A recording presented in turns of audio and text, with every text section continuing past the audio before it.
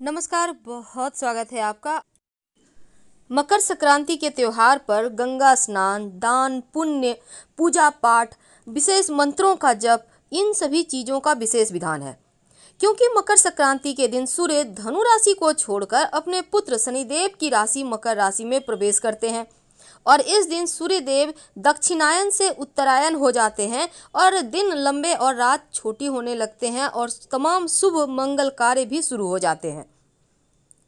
तो सूर्य का ये परिवर्तन जीवन में खुशियां तो लाता है और साथ ही खरमास भी समाप्त हो जाएगा और शुभ कार्य भी शुरू हो जाएंगे। इस दिन विशेषकर गंगा नदी में स्नान या पवित्र नदी सरोवर में स्नान कर मकर संक्रांति पर कुछ चीजों का दान करने से जीवन के सभी कष्ट से आप मुक्ति पा सकते हैं और जीवन के सुखों को बढ़ाया जा सकता है। अगर हम शास्त्रों की माने तो इस दिन किया गया दान कभी व्यर्थ नहीं जाता, कभी खाली नहीं जाता। लेकिन कुछ ऐसी भी चीजें होती हैं जो हम जाने अनजाने अपनों के घर से या अपने का मतलब है, कभी हम दोस्तों के यहाँ ले लेते हैं, कभी हम किसी रिश्तेदार के यहाँ से ले लेते हैं, कभी किसी और से ले लेते हैं। अब वो कौन सी वस्तु है जो कभी भूलकर किसी से नहीं लेना चाहिए। दान करना अच्छी बात है, दान आप कर रहे हैं ताकि जीवन के हर मार्ग खुलें तरक्की के। और मकर संक्रांति पर कुछ ऐसी चीज़ें हैं जिसका दान तो भूलकर भी नहीं लेना चाहिए। वैसे मुख्य तौर पर इस दिन खिचड़ी का दान किया जाता है, गुड़ का दान किया जाता है, कंबल का दान किया जाता है। इसके अलावे तिल का भी दान किया जाता है ताकि शनिदेव उनके ऊपर हमेशा प्रसन्न रहें। अब यहाँ से जब मकर संक्रांति पर सूर्य अपने पुत्र शनिदेव के घर जाएंगे तो इस खुशी में लोग गुड़ यानी सूर्य भगवान का प्रतीक, तिल यानी शनिदेव से संबंध, दोनों का दान करते हैं ताकि इन दोनों का मिलन भी अच्छे से हो और जीवन में खुशियां भी आए। मकर संक्रांति के दिन खिचड़ी का दान हर कोई करता है, करना भी चाहिए, क्योंकि घर में सुख और शांति का वास होता है। इस दिन गुड़ और तिल का दान करने से मान सम्मान बढ़ता है, धन लाभ होता है, पितरदेव प्रसन्न होते हैं, कुंडली का बिगड़ा हुआ सूर्य और शनि भी बेहतर स्थिति में आ जाता है और आपके जीवन में नौकरी व्यापार में उन्नति भी होती है।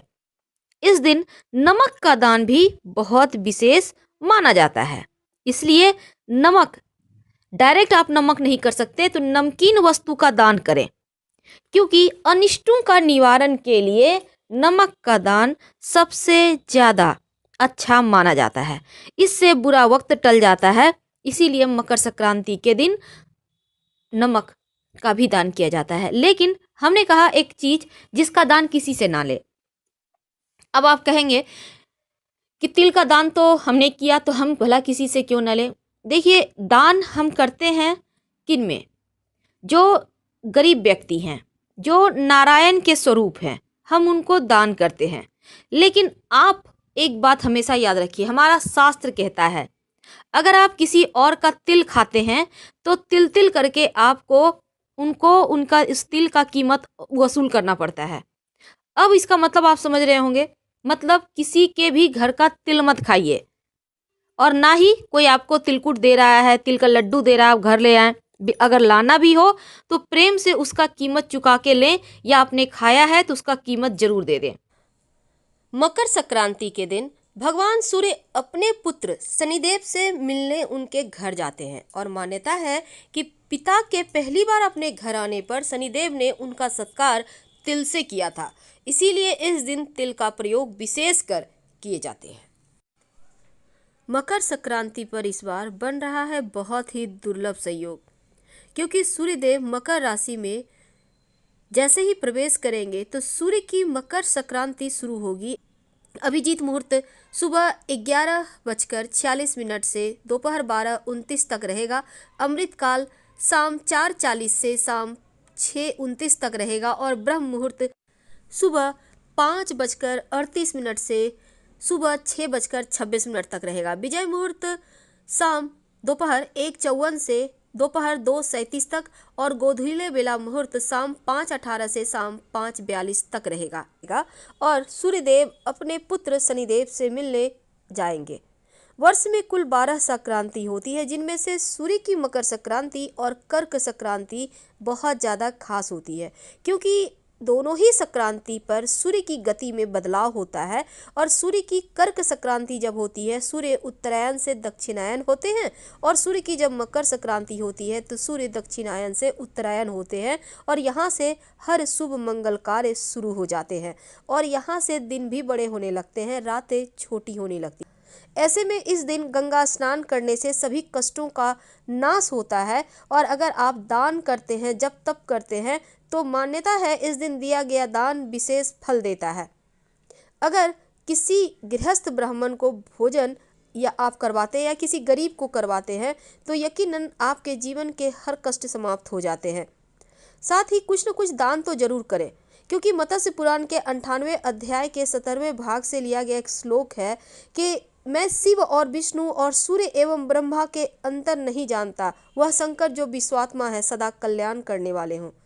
पौराणिक कथा के अनुसार सूर्यदेव अपने पुत्र शनिदेव के घर 1 महीने के लिए उनसे मिलने आते हैं, और ये दिन खास तौर से पिता पुत्र के लिए विशेष माना जाता है, क्योंकि इस दिन पिता पुत्र का रिश्ता निकटता के रूप में देखा जाता है। और ज्योतिष की माने तो सूर्य और शनि का तालमेल असंभव है, लेकिन सूर्य खुद अपने पुत्र के घर आते हैं।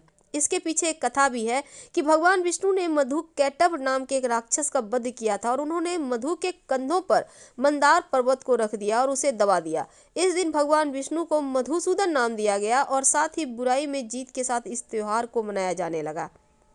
हालांकि इस व्रत के बारे में बहुत सारे कथाएं हैं, लेकिन सूर्य देवता उत्तरायण काल में पदार्पण कर रहे हैं, और सूर्य देव ने माँ यशोदा को उनकी मनोकामना पूरी होने का आशीर्वाद ही इसी दिन दिया था। इस दिन दान का सबसे ज़्यादा महत्व है, क्योंकि कहा जाता है पूरे साल आप कुछ भी दान करें उतने फल नहीं मिलते जितने इस दिन किया गया दान का मिलता है। लेकिन भूल कर भी कच्चे चावल का दान ना करें। करना हो तो बनाया हुआ खिचड़ी का दान कर सकते हैं, जिसमें काली उड़द डाला हुआ हो। दूसरी बात, प्लास्टिक के बर्तनों का दान तो भूलकर भी ना करें, चाहे जो हो जाए। तांबा, वैसे इस दिन दान तो बहुत सारी चीज़ें की जाती है, लेकिन अगर आपका सूर्य बेहतर है तो तांबा का दान मत कीजिएगा, वरना सूर्य कमज़ोर हो जाएगा।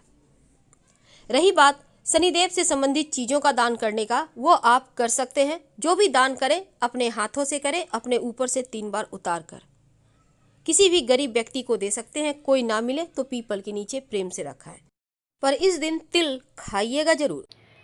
मकर संक्रांति का त्यौहार सूर्य के उत्तरायण होने का त्यौहार है, या फिर भगवान सूर्य अपने पुत्र शनिदेव से मिलने उनके घर आते हैं, तो इस उपलक्ष्य में खुशियां मनाए जाने का त्यौहार है। तो जब सूर्यदेव शनिदेव से मिलने अपने पुत्र के घर आएंगे, जीवन में उल्लास आएगा। यहाँ से शुभ मांगलिक कार्य शुरू हो जाएंगे, जो 1 महीने से बंद था जब सूर्य धनु राशि में बैठे थे।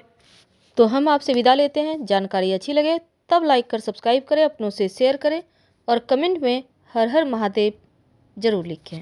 धन्यवाद।